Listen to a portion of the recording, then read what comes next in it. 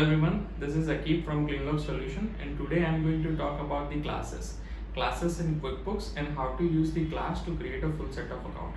Okay, so let's discuss that on screen. All right, so I'm sharing my screen here to show the classes. Okay, so first of all, when you want to see like what classes you have, you need to hit this gear icon and then go to all list. Okay, so once you go to the all list, you will see that the option here saying classes. Okay, so you want to hit this. Okay, so here I have created three classes for us to check how the classes work. You can just create a new class just by pressing this. Just give the class name to whatever relevant class you have, and then hit save, and it will create a class for you just like this. Okay, so here I'm taking example by property. Let's say that some entity would have a three property code A, B, and C, and they are having some rental income and then some expenses. So how would you do the accounting for them in the QuickBooks? That's by using class. So that's what I'm trying to show. Okay, so you got the gist of it, that the properties are specifically the classes here. So let's go to the banking now. Now let's say all right, let's say that in this bank feed, these are the incomes you have. Okay, so let's say this on September 12th you have $200 of income, and let's say this was a rent received for the property A. Okay, so you need to just go in and then hit split and then categorize it. Okay, so let's say it was received from Amy's Bird Sanctuary, and then here it is, the rental income. Okay, and sorry, the amount is 200,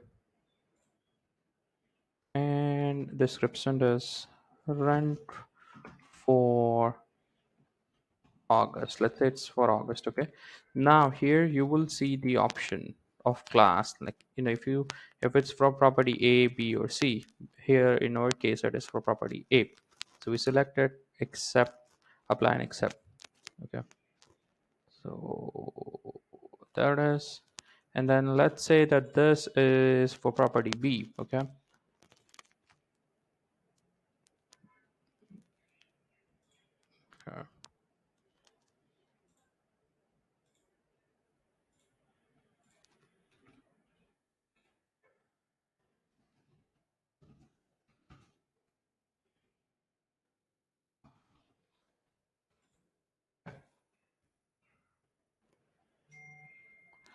let's also check some expenses. So let's say there's $800 of expense was done for property A uh, for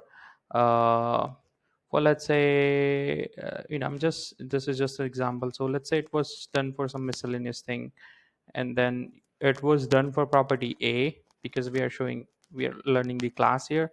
So it was for property A, and then we are saying that it was for $800.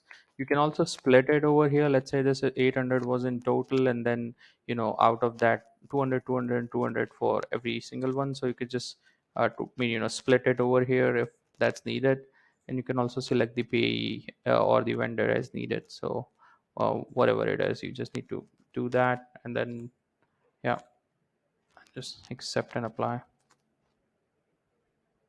Okay, and then once you do this, you're basically categorization by class will take place, and this you just have to go one by one and select class by class. Okay, and then if you look at the reports,